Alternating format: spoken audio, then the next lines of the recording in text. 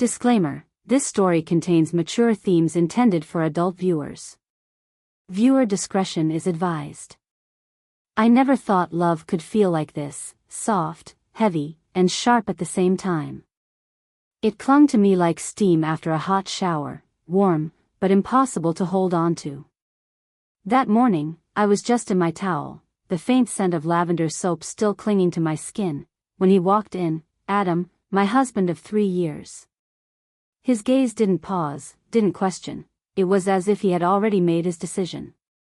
Without a word, he straightaway picked me up, his arms tightening around me like he was afraid I'd slip through his fingers. But what happens when the arms you trust start to feel like a cage? On the surface, Adam and I seemed perfect, a couple everyone envied. He was charming, attentive, a man who knew how to make me laugh even when I was furious. But lately, there were cracks in the glass. Little things. Missed calls. Locked phone screens. His scent lingering in the house even when he swore he'd been out late working. I, Maya, had convinced myself it was nothing. That I was just being paranoid. But love, I've learned, is like a mirror. It shows you exactly who you are, whether you like it or not. And lately, I didn't like who I was becoming. The distance between us had grown so slowly that I didn't even notice I was sleeping in a bed that no longer felt like mine. Then came that morning. The morning when something shifted. When he scooped me up like he couldn't bear the thought of letting me go, but his eyes, they told another story. There was a flicker, a hesitation, like his body wanted me close but his heart was somewhere else. The questions haunted me. Where had he really been last night? Why did he hesitate when I touched his face? And who was texting him at midnight, a message he quickly deleted? I wanted to believe we could fix it. That we were still us. But the warmth of his touch couldn't drown out the cold knot in my stomach anymore. And just as he set me down gently on the bed, brushing his lips against my shoulder, his phone buzzed again. This time, he didn't silence it. He didn't hide it. The name that flashed on the screen? Someone I wasn't prepared to see. I froze. My heart slammed against my ribs. The air around me thickened. Was this the moment everything would change? Adam's arms lingered around me, his grip firm but his body stiff, like he was holding something more fragile than me, maybe the last thread of whatever we still were.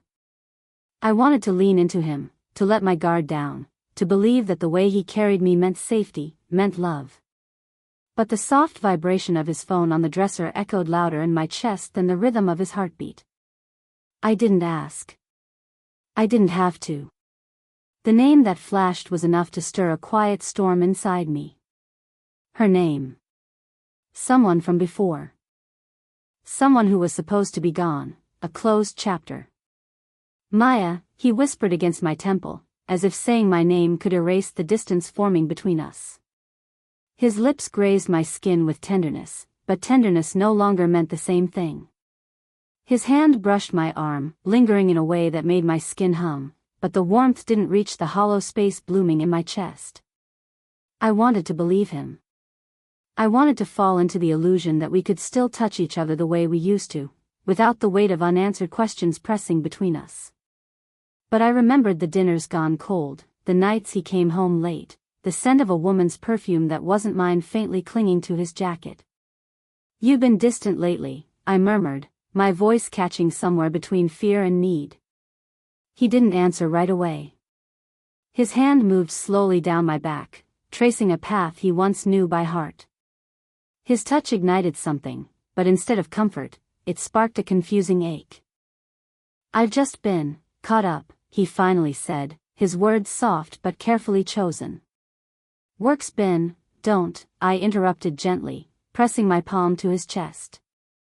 I could feel his heart beating, but I didn't know if it was for me anymore. "Don't lie. Not now." His jaw tensed. The walls between us had thickened, but somehow, our bodies still sought each other out, like muscle memory refusing to forget what the heart was trying to abandon. There was a flicker of the man I married in his eyes, a fleeting moment where his fingers curled tighter around me as if letting go might unravel us completely. "Maya, you're the only one he started, but the sentence crumbled in his throat. His phone buzzed again. This time, he didn't move to silence it. I looked up at him, searching for the truth in his face, but all I found was a question I wasn't ready to answer. Adam set me down gently, his hands reluctant to leave my waist, but when they did, it was like a quiet betrayal neither of us could name.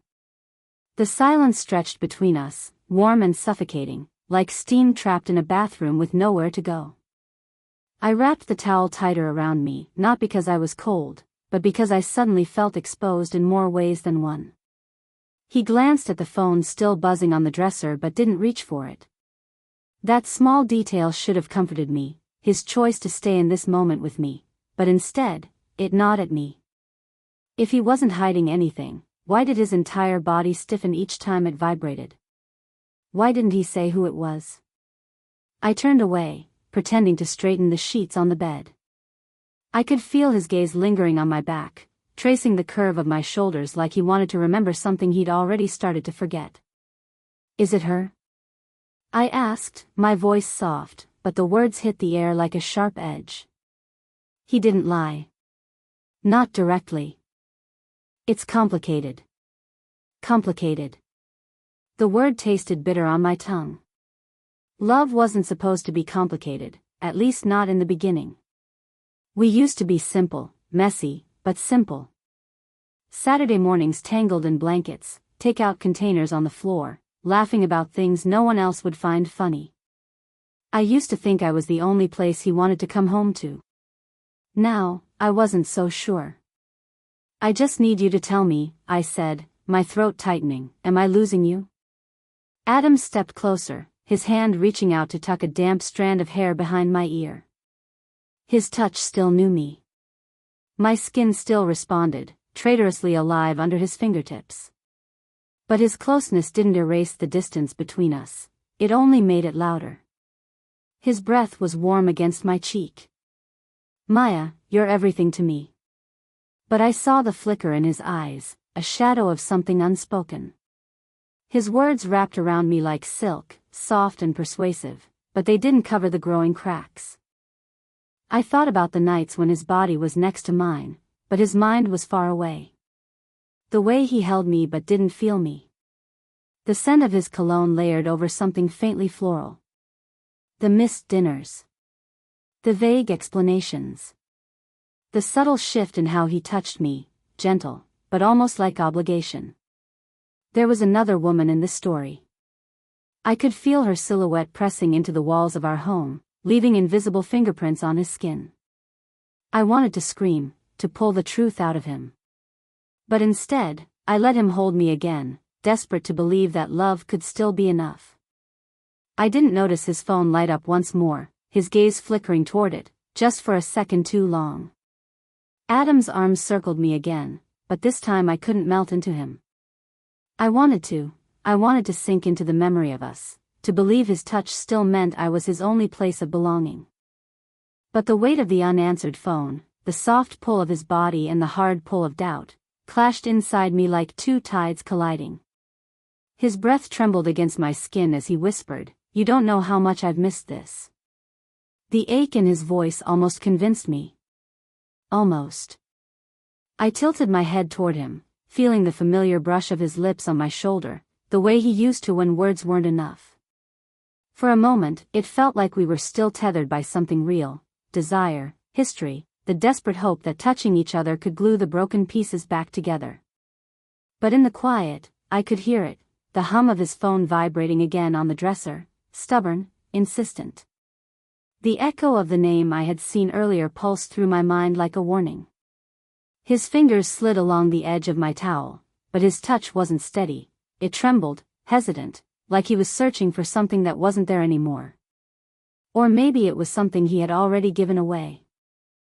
I turned in his arms slowly, lifting my gaze to meet his. "Tell me the truth, Adam. Right now. Before I start writing my own story in my head." His jaw clenched, his throat worked around words that wouldn't come.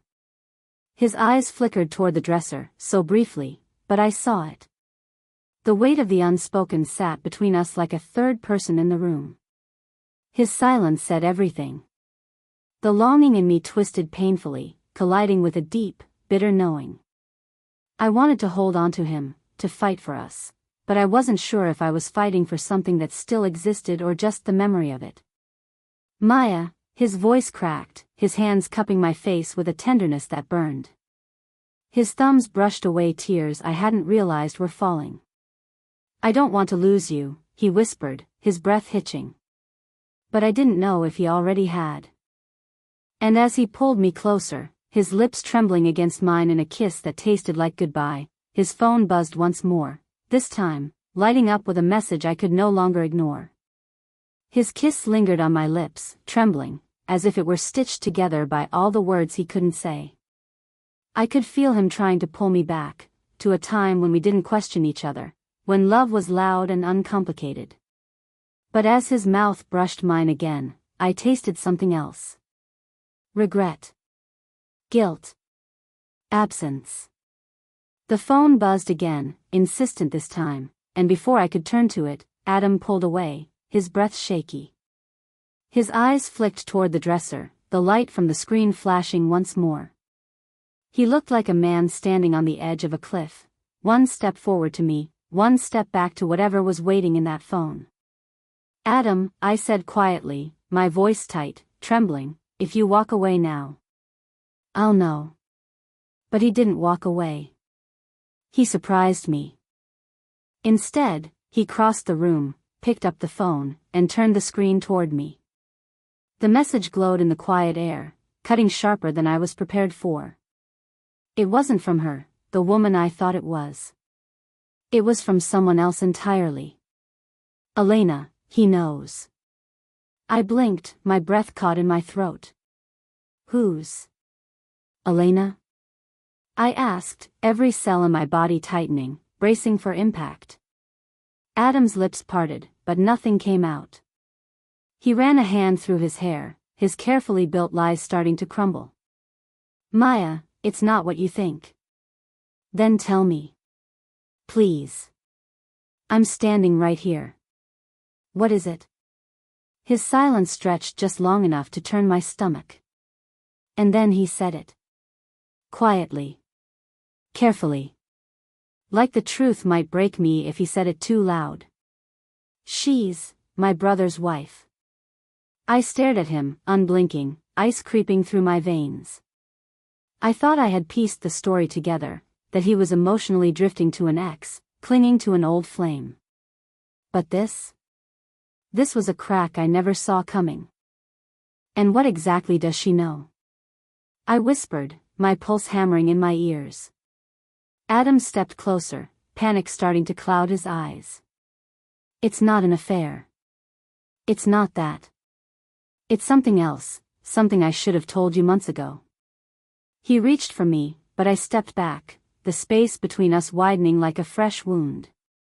His hand hovered in the air, suspended between desire, guilt, and desperation.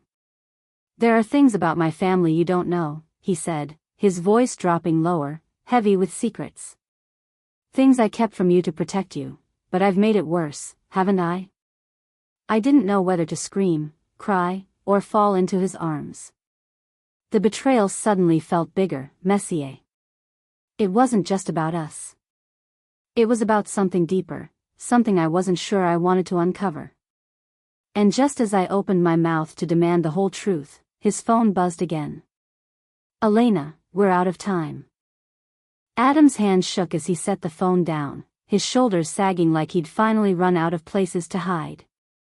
The walls he'd built between us collapsed with a single, exhausted breath. Maya, he said, stepping toward me, Elena isn't just my brother's wife, he paused, his voice fraying under the weight of the words, she's the one I was supposed to marry. The room spun. My pulse thundered in my ears. What? I choked, backing into the edge of the bed for support. It was an arranged engagement. Years ago.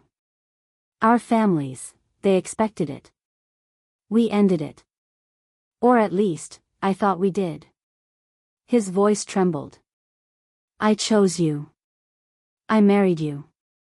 But when my brother met her, something shifted. They pushed forward. And I buried everything. His eyes, wide and raw, searched mine, desperate for understanding. I haven't been cheating on you. I've been hiding the past because I didn't know how to tell you that. I'm the one who brought her into our lives. Tears stung my eyes. Then why the messages? Why now? His jaw clenched. Because she never let it go. And now my brother knows. He thinks, Adam's voice cracked, he thinks there's still something between us. The ground beneath me felt like it had splintered. My heart was shattering from a different kind of betrayal, not physical, but emotional, buried deep in the cracks of our history. And is there? I whispered, holding my breath, terrified of his answer. His eyes softened, glistening, and for the first time in weeks, I saw him, the man I married, stripped bare. There isn't. I swear. But I've been too afraid to tell you the truth, because I didn't want you to see me as someone who's been living in someone else's shadow. Silence wrapped around us, thick and heavy. Then his phone buzzed one last time. I picked it up before he could. Elena, he's coming. He knows everything. A new weight settled on my chest. A knock rattled the door, sharp, urgent. I turned to Adam, tears falling freely now. Are you ready to face what you've been running from? His fingers threaded through mine, steady despite the tremble. Only if you're standing next to me. As the door swung open, the truth we'd buried came crashing in, along with his brother. But what I didn't expect was the look his brother gave me. A look that said he wasn't just here for Adam. He was here for us. The door creaked open, and Adam's brother, Ethan, stepped into the room, his gaze heavy, sharp, scanning both of us, lingering on our joined hands. The silence felt suffocating, the weight of years, secrets, and expectations pressing on all three of us. His jaw was tense, his shoulders rigid, but when he spoke, his voice was calm. I know everything now. About the past. About Elena. About you too. Adam tensed beside me, but I squeezed his hand, grounding him. For the first time, I realized this wasn't just Adam's burden, it was ours now. Ethan's eyes finally met mine, and I saw something I hadn't dared to name before, regret. Not anger, not betrayal. Regret. His voice softened. I know you didn't choose this. None of us did. The walls I'd built around my heart cracked. In that moment, I saw the tangled mess of all of us, how love can bleed across boundaries, how loyalty can get buried beneath silence, and how sometimes, the most dangerous secrets aren't about what you did, but what you never said. I don't blame you, Ethan continued, his voice barely above a whisper. But I needed to see it for myself. To let go. He turned to Adam. You should have told me, brother. We could have saved each other a lot of pain. Adam's voice was rough.